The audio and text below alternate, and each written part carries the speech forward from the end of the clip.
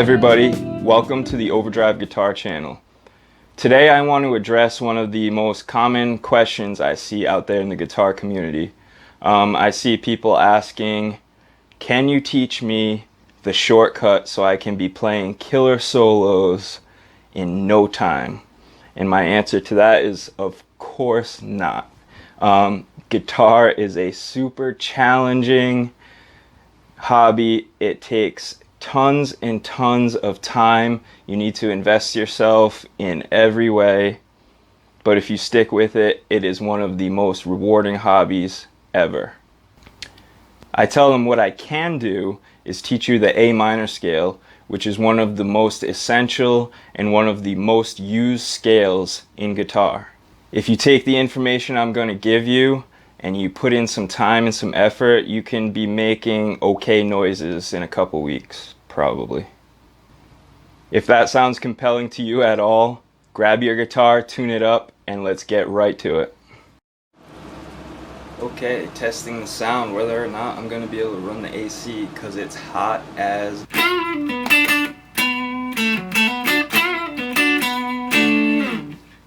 Okay, so now that I'm done having a war with technology, I can show you guys the pattern for the first position of the A minor pentatonic scale. We're going to use the 5th and the 8th fret of the low E string, the 5th and the 7th fret of the A string, the 5th and 7th fret of the D string, the 5th and 7th fret of the G string, and the 5th and 8th fret of the B and the high E string.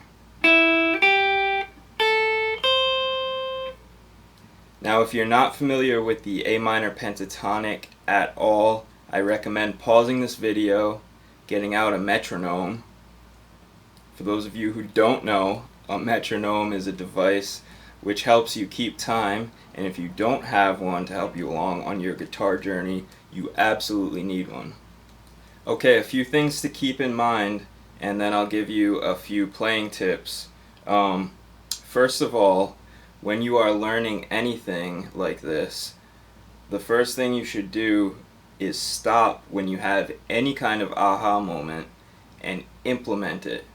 The next thing to keep in mind, this is the first scale that a lot of people learn because guitar is supposed to be fun. But in my opinion, kind of the proper order of things is to learn the major scale, because everything in Western music is described as it pertains to the major scale. The major scale is going to be one of the most important pieces of information that you can know. If you don't know it, go learn it. Okay, the last tip I want to give you guys before we get into the actual playing tips is that guitar is supposed to be fun.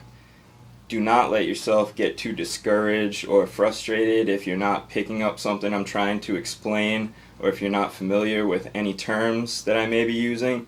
The beauty of learning something on YouTube is that you can pause the video, research what you're not understanding, and come back. Now I'm going to have a lot of videos coming up explaining a lot of the things I'm going to be talking about, but if you can't find something I'm talking about, I recommend Paul Davids as an educator. He has an extremely easy to understand message, super friendly delivery. I've never seen him steer anybody wrong. That's just a recommendation of mine. Okay, so our first actual playing tip is going to be right after you get the scale shape under your fingers, is learn where the root notes are. Now when I put the diagram up on the screen, you'll notice all the root notes had the letter A on them because that's the root note of this scale. But I'll just pick it out for you. We got the 5 on the low E string. Helps if you turn your guitar up. We got the 5 on the low E string. We have the 7 on the D string, and we have the 5 again on the high E string.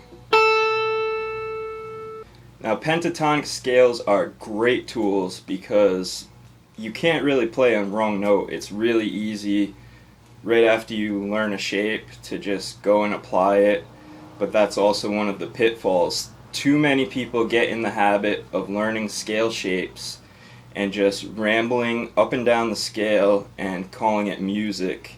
A note without purpose shouldn't be played. So take a little bit of time right after you get this scale shape under your fingers to learn where your root notes are, which kind of leads me directly to my next tip. Tip number 2 is to learn where your 4 and your 5 are. Now if you don't know what 4 and 5 means, that's okay, you can pause the video and go and research it, but it's the 4th and the 5th interval of this scale. So in the A minor scale, the 4th interval is going to be D. I'm going to give you an easy way to find your 4 and 5 from a root note on the 6th string. Our root note is here on the 5th fret. It's the A. Directly below it is going to be our 4. In this case, it's a D. And if we go one whole tone, or 2 frets up, we get E, which is our 5. Now the reason why it's so important to learn the 4 and the 5, as well as all of the intervals, is for the same reason as the root note. You don't want to be rambling up and down the scale without any purpose. We want to be targeting notes of chords as they go by. Just because I said to focus on the 4 and 5 now does not mean that you can't move on to learn all of the intervals. In fact, I recommend it. I'm just giving advice for those people who are so impatient that they just need to go out and make some noise now. And my last playing tip for the day is going to be kind of a preemptive thing.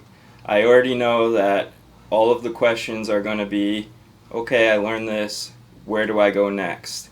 And the answer is the extension of the first position A minor scale. I'm going to be uploading a video on this upcoming. If it's not up at the time you're watching this and you want to continue your guitar journey, once again, I recommend Paul David's, but there are plenty of videos on the subject out there. Thanks everybody. If you find any value in the content I make, please hit like and subscribe so I can continue my journey as a content creator. Thanks and keep rocking.